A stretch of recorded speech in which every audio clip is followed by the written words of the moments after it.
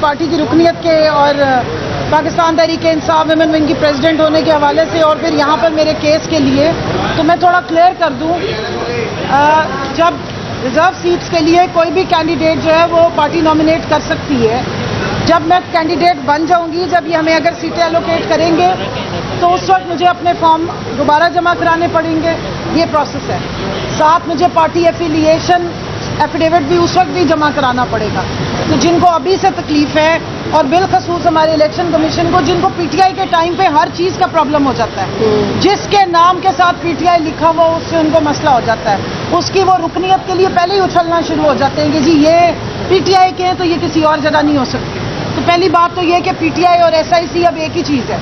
जिस तरह Pakistan peoples party parliamentarian अब्बू जी की जमात, जरदारी अब्बू की जमात और बिलावल बेबी की जो जमात है, वो दोनों की अलग अलग चेयरमैन है, लेकिन ज़रा कोई वहाँ पर भी नज़र डाले कि दोनों ने इलेक्शन किस जमात से लड़ा है। ना वहाँ पे चेयरमैन पे फपकी कसी जाती है, ना वहाँ पर कुछ और कहा जाता है, उधर तो ज़ुबान में भी बामुलाइजा आ जाता है, और यहाँ हमारे नाम लेते हुए भी इनकी ज़ुबानें डगमगाती हैं। ये जो मिस्टर सक अंदर हैं, इनसे बंदा पूछे कि आप फ्रेंच में वकालत पढ़ते रहे हैं, फ्रांस में रहे हैं आप। कमल शोजब का नाम 2018 में इसी इलेक्शन कमीशन ऑफ पाकिस्तान ने नोटिफाई किया था एज मेंबर नेशनल असेंबली। उसके अलावा 6 दफ़ा तो इन्होंने मेरे पे केसेस किए और 18 दफ़ा कोई मैंने इन पे केसेस किए। मेरा नाम उनको बड़ा डाढ़ा सोना पता है। मसला सारा ये कि पाकिस्तान तहरीक इंसाफ का कोई भी मेंबर हो, इन्होंने उनकी फपकी कसनी होती है। हामिद रजा साहब की बात की उस दिन एसआईसी के चेयरमैन के तौर पे, तो वहाँ पर भी उनका जो है ये वाला स्टाइल शेक्सपियर का स्टार्ट हो गया था। तो थोड़ा सा अपने हदूद और कयूद में रहें। और मैं चीफ जस्टिस साहब से रिक्वेस्ट करूँगी कि सरदार कहने पे और बाकी साहब के लाके लगाने पे आपको एतराज़ होता है। आपके सामने एक साबिक एमएनए का एक इस वक्त की पटिशनर का नाम गलत पुकारा जा रहा है और वो कह रहे हैं जी वट एवर, तो आपने उस पर नोटिस नहीं लिया, बाकी तो आप हर वक्त हमें टोक रहे होते हैं। सो ये एक तो मेरा ये भी प्रोटेस्ट है। मेरा नाम वट एवर नहीं है, कमल शोजब है, जो रात को आपकी नींदें उड़ जाती हैं जब आप ये बातें सुनते हैं। तो बाकी दूसरी बात ये है कि केस अब जिस तरफ जा रहा है वो आपके सामने है। कल सुनने में आया है कि बड़ी कोई मुलाकातें भी हुई हैं, तो ऐसे टाइम पे मुलाकातें नहीं की जाती हैं, आइन और कानून को देखा जाता है। एक क्लिप है जो हमने अभी पीटीआई ऑफिशियल पे भी लगाया, प्लीज़ वो ज़रूर देखें। जब अली जफ़र साहब ने चीफ जस्टिस साहब से इल्तिजा की थी इसी इलेक्शन एक्ट 104 जो है उसकी शेख का रेफरेंस देते हुए कि जब हम कल को आपसे रिजर्व सीट्स लेने आएंगे, तो उन्होंने कहा जब आप आएंगे चैलेंज करेंगे तो तब देखेंगे। अब हमें हर थोड़ी देर बाद वो आइन दिखाते हैं, यही इलेक्शन एक्ट दिखाते हैं, कहते हैं मैं क्या करूं, बाहर कैसे निकलूं। तो जो बल्ला छीना गया था, सारा मसला वहीं से शुरू हुआ था। इंट्रा पार्टी इलेक्शन एएनपी का हो तो 1 मिनट में एक्सेप्ट हो जाता है। नवाज शरीफ की सदारत हो तो खामोशी से, बल्कि मेरा ख्याल है इलेक्शन कमीशन ने तो मिठाइयाँ भी बांटी होंगी कि 28 मई को वो सदर बन गए वापस अपनी जमात के। यहाँ तो नहीं बेचारे प्राइम मिनिस्टर बन सके, साथ वाली बिल्डिंग में वो घर को आग लग गई थी घर के ही चिराग से। लेकिन जब ये मामलात होते हैं और एक आपको नज़र आता है डिस्क्रिमिनेशन नज़र आती है, इलेक्शन कमीशन के जो रवैया है उसमें आपको बिलखसूस नज़र आता है कि बाकी जमातों से उनकी कुछ ख़ास किस्म का लगाव और मोहब्बत है, लेकिन जहाँ पीटीआई का नाम आ जाए तो फिर एक ख़ास किस्म का बगैर बिजली के करंट आ जाता है। सो इसको ज़रा थोड़ा अपने रवैये पे ना नज़र षानी करें, ये बात ठीक नहीं है। पाकिस्तान की आवाम आपको देख रही है, पाकिस्तान के 80 से 85% आवाम इसी जमात की वोटर है जिसका आप नाम बर्दाश्त नहीं करते, जिससे आपने पॉलिटिकल पार्टी होने का हक छीन लिया इलेक्शन से ऐन पहले, जिसके लिए आपने पहले ही तैयारी की हुई थी। और माशाल्लाह राजा रियाज साहब की भी मैं जो खसूसियात हैं उस पर मुझे बड़ी हैरत होती है कि उनको तो आमद होती है, उनके ऊपर कोई इल्हामी खसूसियात हैं जो उन पर इल्हाम नाजिल होता है कि अगस्त में उन्होंने बता दिया था कि जनवरी की 13 को क्या फैसला आने वाला है कि बल्ला बैलेट पेपर पे नहीं होगा। तो अब अगली भी राजा रियाज साहब से फिर जाके पूछें या इलेक्शन कमीशन से पूछना है कि ये स्पेशल इलामी ताकतें आप ही के लोगों को क्यों आती हैं। बाकी जो कल बुलाया गया गौहर साहब को, मैं वो भी वाजे कर दूँ, इलेक्शन एक्ट में भी मौजूद है एक कैंडिडेट मैक्सिमम 4 अपने पेपर्स जमा करा सकता है। और उसकी लॉजिक पूछी जा रही थी, उसकी लॉजिक ये है कि अगर एक सेट ऑफ पेपर आपका रिजेक्ट हो जाए तो आप कैंडिडेट होने से फारिग हो जाते हैं। 4 पेपर्स आप जमा कराते हैं, आपका एक सेट पे एतराज़ होता है, एक प्रपोजल सेकेंडर पे एतराज़ होता है, तो आप अपना दूसरा सेट आगे कर देते हैं। क्योंकि ये केस चल रहा था اس لیے ہم نے ایک ایک اپنا جو سیٹ یا دو سیٹ جو ہے وہ بطور انڈیپینڈنٹ اور دو پی ٹی آئی کے طور پہ جمع کرائے تھے. تو خوشخبری کی بات یہ ہے جو الیکشن کمیشن یہاں پر صرف ایک سیٹ لے کر آیا وہ جو بطور انڈیپینڈنٹ ڈالے تھے آلٹرنیٹ کے طور پہ, کیونکہ رات کو 11:15 بجے تو ہمیں فیصلہ پتہ لگا. اس وقت ہمیں نہ سمجھ آ رہی تھی کہ کرنا کیا ہے, اور جو بکھلاہٹ اس وقت انہوں نے کریٹ کی, فیصلہ لٹکایا گیا. 11:30 بجے تک فیصلے لٹکائے گئے, اور جیسے ہی فیصلہ آیا اس سے پہلے ہی جو ہے وہ ہمیں نشان الاٹ کر کے جا چکے تھے. دروازے ان کے اور آفیسز بند تھے.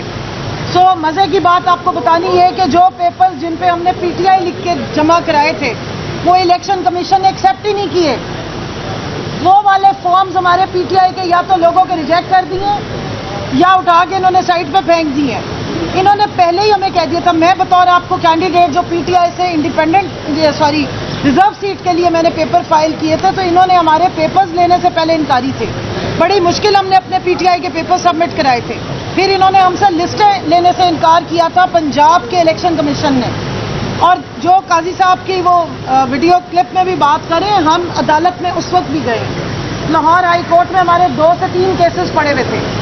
جس وقت یہاں سے بلہ انہوں نے ختم کیا, انہوں نے کہا جی آپ کا میٹر انفیکشس ہو گیا, کیونکہ آپ نے فیصلے میں لکھ دیا اور الیکشن کمیشن نے بتا دیا کہ جناب وہی آئینی ادارہ جس کو کل بتایا جا رہا تھا کہ وہ خود مختار ہے, وہ بڑا زبردست ایک آئینی ادارہ ہے, اس کے آگے مطلب بہت احترام سے ہمیں گزرنا چاہیے, بلکہ الیکشن کمیشن کہتے ہوئے بھی آنکھوں کو چومنا چاہیے. اتنا بڑا ماشاءاللہ بہت اس کی عزت اور تکریم ہے, عوام سے بہت محبت کمائی ہے انہوں نے, بڑی زبردست سروسز دی ہیں. ایسے الیکشن کروائے ہیں کہ باہر سے لوگ آ رہے ہیں آبزرویشن کرنے کے, کیسے اتنے اچھے الیکشن کرا لیتے ہیں. سو اسی ادارے کی مہربانی یہ ہے کہ جہاں پی ٹی آئی کی لسٹوں کی بات ہوئی انہوں نے منع کر دیا. پہلے ہی انہوں نے سوچا ہوا تھا کہ اس کو جماعت کو بطور انڈیپینڈنٹ ہم لیں گے, ان کو ہم نے بطور جماعت الیکشن نہیں لڑنے دینا. جو کل کی پیشی سے پہلے ڈسکشن چل رہی تھی وہ انتہائی ریلیونٹ تھی. پاکستان تحریک انصاف ایک پولیٹیکل پارٹی ہے, آپ نے ہم سے صرف بلہ چھینا تھا, آپ نے ہم سے الیکشن کا رائٹ کیسے چھین لی. اسی حساب سے میرا کینڈیڈیچر جو ہے یہ اسٹیبلش ہوتا ہے, اور جو الیکشن کمیشن کہہ رہا ہے ان کا لوکس اسٹینڈ آئی نہیں, یہ بالکل ہے. آپ چیک کریں کہ 22 تاریخ کو اور 24 تاریخ کو جو لسٹیں جمع ہوئی تھیں جو ہم عدالت میں گئے ہوئے ہیں آپ کے خلاف, اس میں نام کس کا پارٹی نے لکھ کے دیا ہوا.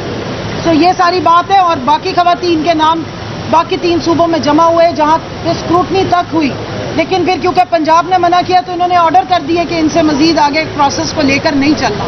سو یہ باتیں اگر کھلیں گی اور پرانے کلپس اسی عدالت کے سامنے سنائے جائیں گے تو بات آگے تک جائے گی. اور میں چاہتی ہوں, میری ریکویسٹ ہے اس بینچ سے کہ اس کو جلدی میں جلد بازی مت کریں. شاید ایک آدھے کسی کو جلدی ہوگی, باقی کسی کو جلدی کرنے کی ضرورت نہیں ہے. آپ 2-3 مہینے سکون سے اس کو چلائیں, ذرا واضح کر دیجئے, آئین کی تشریح پوری کریں. یہ جو آپ کو نظر آ رہے ہیں نا ایمبیگوٹی, یہ سچویشن آگے آنے والے وقتوں میں شاید زیادہ بڑھ جائے. ہو سکتا ہے پاکستان میں کانسیپٹ انڈیپینڈنس کا رہ جائے جو جماعتوں کے ساتھ سلوک ہوتا ہے الیکشن میں.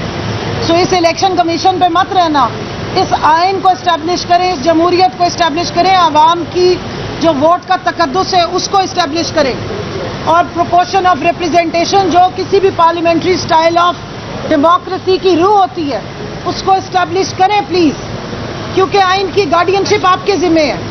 آئین کو ٹرو لیٹر اینڈ اسپرٹ میں امپلیمنٹ کروانا آپ کا کام ہے. آپ کے پاس ہم بطور سائل آئے ہیں, اگر ہم آپ کے پاس نہ آئیں تو پھر ہم کس کے پاس جائیں. یہ سپریم کورٹ ہے, پاکستان کی سب سے بڑی عدالت ہے.